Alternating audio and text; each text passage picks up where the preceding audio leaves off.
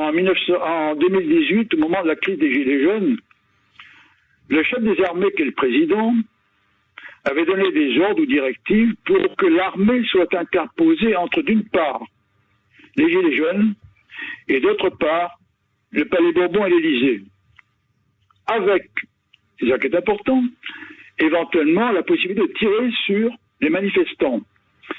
Eh bien là, il a été fait savoir au président, sous une forme que j'imagine un peu diplomatique quand même, Oui. que l'armée ne tirait pas. Ce qui veut dire qu'il y a des lignes rouges. L'armée peut-elle désobéir? Bonne question. Les chefs peuvent-ils désobéir? C'est délicat. Alors d'abord, il faut savoir que la circulaire Palagos, dans le Code de défense, prévoit le devoir de désobéir à un ordre manifestement illégal.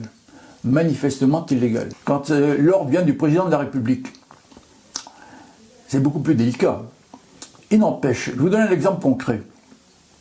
En 2018, au moment de la crise des Gilets jaunes, le chef des armées, qui est le président, avait donné l'ordre ou les directives pour que l'armée soit interposée entre, d'une part, les manifestants et d'autre part, le Palais Bourbon et l'Élysée. Avec l'autorisation, si nécessaire, de tirer sur les manifestants. Gravissime.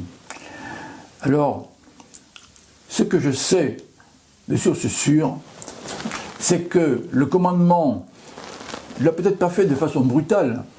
Avec un peu de diplomatie, il a fait comprendre au président qu'il ne tirerait pas sur la foule.